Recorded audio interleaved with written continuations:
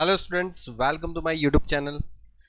तो students start करेंगे Veer Narmad south Gujarat university का जो सेमेस्टर नंबर 6 है उसमें आपका जो ऑडिटिंग सब्जेक्ट है, ओके, और जो अकाउंट सब्जेक्ट, ओके, मतलब आपका अकाउंट 7 और अकाउंट्स पेपर 8, ठीक है। और ये ऑडिटिंग जो है वो आपका थियरिकल सब्जेक्ट है और जो अकाउंट्स है वो आपका प्रैक्टिकल सब्जेक्ट है। और ये दोनों सब्जेक्ट के सिलेबस हमारा क्या रहेगा, मतलब देखो ये जो सिलेबस है 2021-22 में चेंज हुआ था और वो जो नया सिलेबस है वो 2023-24, मतलब जो अभी एग्जाम देने वाले हैं मार्च अप्रैल 2024 में जो स्टूडेंट एग्जाम देने वाले हैं, ठीक है, उनके लिए यही सिलेबस रहेगा। ठीक है, कोई सिलेबस में जो चेंजेस है वो मैं आपको बता देता हूँ, ठीक है। तो देखो सेमेस्टर नंबर 6 रहेगा Veer Narmad south Gujarat university, third year B Com, okay.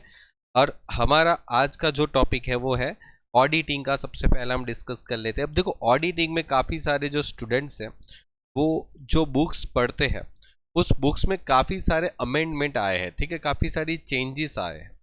और वो चेंजेस के साथ हम लोगों ने एक बहुत अच्छा ऑडिटिंग का एक कोर्स बनाया है, ठीक है। आप हो सके तो आप उस कोर्स को भी एनरोल कर सकते हो। और यहाँ पर हम डिस्कस कर लेते हैं कि ऑडिटिंग के अंदर पहले तो देखो auditing of limited companies, okay. जो लिमिटेड कंपनी है मतलब प्राइवेट लिमिटेड कंपनी भी होती है और पब्लिक लिमिटेड कंपनी होती है, लिस्टेड कंपनी, ठीक है। ये सब जो कंपनी है उसमें आपको यहाँ पर ऑडिटर कैसे अपॉइंट किया जाता है उधर से लेके उस ऑडिटर की पेनल्टी तक की सेक्शन आपको सिलेबस में है, ठीक है। और ध्यान रखिए काफ़ी सारे स्टूडेंट्स जो है ना वो ऑडिटिंग में अभी भी ओल्ड बुक्स से जो ओल्ड प्रोविजन है ना वो पढ़ते हैं। एक्चुअल में provision of the companies act 2013 और कंपनीज रूल 2014 एंड 15 ये दोनों साथ में पढ़ना है।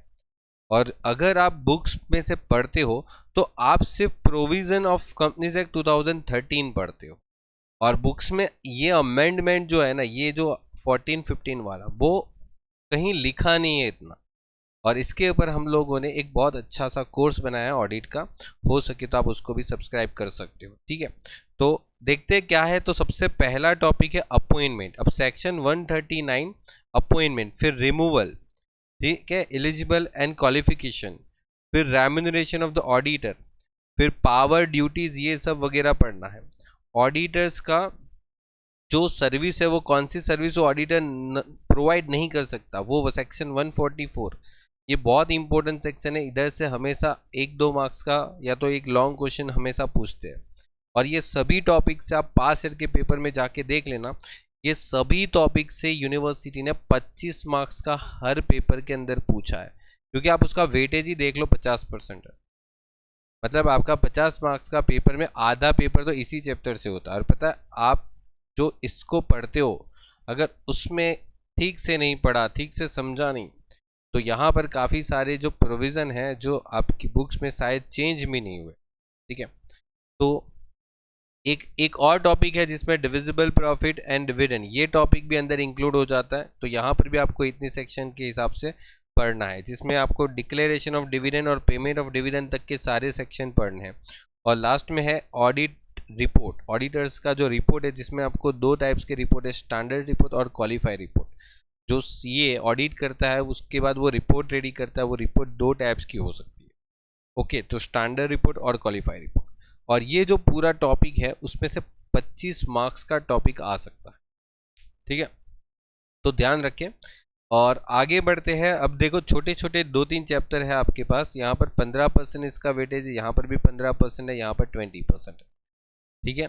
अब 15% करें तो 7 to 8 मार्क्स होता है, यहाँ पर भी 7 to 8 मार्क्स होता है। और ये 20% है तो अप्रोक्स 10 मार्क्स का आपको यहाँ से पूछते हैं।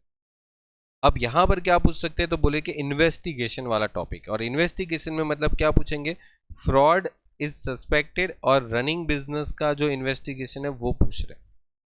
और यहाँ पर ऑडिट प्रोग्राम पूछ रहे हैं। ऑडिट प्रोग्राम के अंदर आपको एजुकेशनल इंस्टीट्यूट, देखो ये एजुकेशनल इंस्टीट्यूट का पूछते, कभी कभी ट्रस्ट का पूछते, या तो कभी कोऑपरेटिव सोसाइटी का पूछते। लास्ट ईयर के एग्जाम में कोऑपरेटिव सोसाइटी का पूछा था, लास्ट जो एग्जाम गई थी ना उसमें कोऑपरेटिव सोसाइटी का ऑडिट प्रोग्राम पूछा था, ठीक है। और सभी कॉलेज की इंटरनल में लास्ट ईयर है ना एजुकेशन इंस्टीट्यूट वाला पूछा था। तो बहुत सारे स्टूडेंट फाइनल एग्जाम में भी यही करके गए थे, ठीक है। मैंने टेलीग्राम चैनल पे भी नोटिस दिया था कि स्टूडेंट्स ये भी एक करके जाना, ठीक है, कोऑपरेटिव सोसाइटी वाला। लेकिन लास्ट ईयर वाले स्टूडेंट क्या है कि बोले एजुकेशन इंस्टीट्यूट वाला ही करेंगे, हमारे कॉलेज से यही बोला है, ठीक है। जब यूनिवर्सिटी के एग्जाम में फाइनल पेपर में गए ना तो कोऑपरेटिव सोसाइटीज़ का आया और सभी स्टूडेंट्स को बहुत प्रॉब्लम हुई, क्योंकि ये क्वेश्चन लास्ट ईयर कम से कम 8 से लेके 13 मार्क्स का पूछ लिया था। तो देखो यही होता है कि अगर आप सिर्फ 3 क्वेश्चन करने हैं एक चैप्टर से, उसमें से भी अगर कोई एक क्वेश्चन पे चॉइस करते हो तो बहुत प्रॉब्लम हो जाती है कि अगर वो क्वेश्चन नहीं आया तो आपके पूरे मार्क्स जाते हैं। और मैं आपको ये भी सजेस्ट करूंगा कि टेलीग्राम चैनल भी ज्वाइन कर लो मेरी, क्योंकि लास्ट मोमेंट पे काफ़ी सारी नोटिस, काफ़ी सारी इंपॉर्टेंट चीज़ मैं आपको टेलीग्राम पे शेयर करता हूँ, क्योंकि हर चीज़ यहाँ पर यूट्यूब पे शेयर नहीं कर सकते। तो टेलीग्राम चैनल की लिंक भी आपको नीचे डिस्क्रिप्शन में मिल जाएगी, आप उधर से ज्वाइन कर सकते। रिसेंटली जो ऑडिट के अंदर जो छोटे मोटे ऑडिट और निकल के आए हैं, जिसमें है कॉस्ट ऑडिट, टैक्स ऑडिट, और एक नया आया है पॉइंट जो IT एनेबल ऑडिट। अब ये जो ऑडिट है ना वो आपकी बुक्स में ये टॉपिक नहीं होगा, क्योंकि जो आपकी बुक्स अगर 2020 से पहले की होगी, ठीक है, तो यहाँ पर ये IT एनेबल ऑडिट का टॉपिक नहीं होगा, ठीक है। और एक है ऑडिट वर्सेस सर्टिफिकेशन, ओके। तो इतना टॉपिक आपको करना है ऑडिट के अंदर, ठीक है। हाँ, आपको ये तो पता ही है कि जो सेमेस्टर नंबर 5 में आपके जो पेपर निकले थे, ठीक है, जिसमें आपको स्टार्टिंग के 15 मार्क्स के MCQ थे, उसी टाइप के आपको इस बार भी रहेंगे, ठीक है। तो ये था आपका ऑडिट का पेपर। और अभी हम बात करेंगे अकाउंट्स के पेपर की, मतलब जो आपका प्रैक्टिकल अकाउंट्स है, मैनेजमेंट अकाउंटिंग पेपर 8, ठीक है, ये रहा पेपर 8। अब यही अकाउंट्स का जो पेपर है, ठीक है, जो ऑडिट के साथ आपका मार्क्स कंसीडर किया जाता है, अब उसकी बात करते हैं। तो उसमें सबसे पहले आपको फर्स्ट टॉपिक है जिसमें 60% वेटेज है, ठीक है। 60% मतलब देखो होता है 30 मार्क्स, ओके, मतलब 50 का 60%, 30 मार्क्स का इसका वेटेज रहता है। अब देखो वेटेज पे बहुत ज़्यादा मत जाना, क्योंकि कभी कभी ये वेटेज कम हो जाता है और दूसरे चैप्टर का बढ़ भी जाता है, ठीक है। इतना बता देता हूँ, हर चैप्टर से एक क्वेश्चन तो आता ही, ठीक है, लॉन्ग वाला। तो हर चैप्टर से एक क्वेश्चन लॉन्ग वाला आता ही है। अगर आपको अच्छे से पास आउट होना है 1 टाइम में, तो मैं इतना ही बोलूँगा कि आपको सारे चैप्टर अच्छे से करने चाहिए। यहाँ पर एक बात बताएं तो सबसे पहले तो आपका जो मेन चैप्टर है वो ये है कैश बजट, ओके। ये आपका प्रैक्टिकल चैप्टर है। और एक है फ्लेक्सिबल बजट, ये आपका चैप्टर है, ठीक है। आप बुक्स अगर देखोगे तो बुक्स में आपको कैश बजट नाम से एक अलग से चैप्टर मिलेगा और फ्लेक्सिबल बजट नाम से एक अलग चैप्टर मिलेगा। वैसे टॉपिक पूरा एक ही है कि बजटरी कंट्रोल, ओके। और होता है ये है कि हर बार ये जो दोनों चैप्टर होते हैं वो एक दूसरे के ऑप्शन में ही आते हैं, ठीक है। तो आप अगर लिमिटेड प्रिपरेशन करना चाहते हो कैश बजट और फ्लेक्सिबल बजट, तो फिर वो आपकी चॉइस है। मैं तो आपको दोनों सजेस्ट करूंगा, ठीक है। और उसके बाद जो पहला चैप्टर है, दूसरा यहाँ पर है, ठीक है। और ये सब जो है वो सिर्फ थियरी है, ये कोई चैप्टर नहीं है। ये आपके बाकी के जो चैप्टर है बजटरी कंट्रोल वाले, उसकी थियरी है, ठीक है। तो आप उसके साथ उसको प्रिपेयर कर सकते हो, ठीक है। आप बुक्स के इंडेक्स में जाओगे तो आपको मिल जाएगा। मैं आपको मेन जो चैप्टर है उसके बारे में बता रहा हूँ कि ये जो चैप्टर मैंने आपको अंडरलाइन करके दिए है वो आपके प्रैक्टिकल चैप्टर। और एक one of the most important chapter जो है वो आपका रहेगा 30%, जिसका वेटेज है, मतलब 30% मतलब 15 मार्क्स। अब 15 मार्क्स का इसका वेटेज है, लेकिन बात बताऊं, पिछले साल का एग्जाम का पेपर उठा के देखोगे ना तो इस चैप्टर से 20 मार्क्स तक का पूछ लिया था, ओके। और उससे 1-2 साल पहले का पेपर उठा के देख लोगे ना तो ये चैप्टर से 25 और 30 मार्क का भी एक बार आ चुका है, ठीक है। तो ध्यान रखिए, वेटेज भले यूनिवर्सिटी यहाँ पर लिखती है 30%, लेकिन ऑप्शन भी कभी देते हैं ना तो वो ऑप्शन के साथ कभी कभी बढ़ जाते हैं उसका वेटेज, ठीक है। तो यहाँ पर सबसे इंपॉर्टेंट चैप्टर ये मानता हूं मैं कि डिसीजन मेकिंग। देखो एक सीधी बात बताऊंगा कि अगर ये चैप्टर छोड़ के जाते हो ना तो आपके पास होने के चांसेस 50% ही हो जाते हैं, ठीक है। अगर आप बोलो कि हाँ कैश बजट करके जाऊँ या फ्लेक्सिबल बजट करके जाऊँ तो पास हो जाएंगे, तो वो 50% चांसेस है। ठीक है, तो यहाँ पर अगर ये चैप्टर अगर कोई छोड़ के जाता है ना डिसीजन मेकिंग, तो समझ लो 50% ही चांस से पास हो सकता है।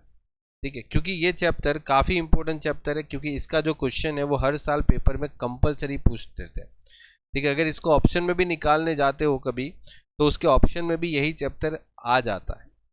ओके, तो इस वजह से इस चैप्टर को काफ़ी इंपॉर्टेंट रखा जाएगा यहाँ पर। और ध्यान रखना है यहाँ पर आपको सिर्फ ब्रेक इवन एनालिसिस एंड इसके एप्लीकेशन ही करना है, और यहाँ पर एक्सेप्ट की फैक्टर लिखा है, मतलब आपको ये वाला टॉपिक नहीं करना है, की फैक्टर वाला टॉपिक आपको नहीं करना है, वो है भी नहीं आपके सिलेबस में, आपके बुक्स में भी नहीं है। ठीक है, वो आपका एमकॉम में आप जाओगे तो वहाँ पर मैं सिखाता हूँ की फैक्टर वाला।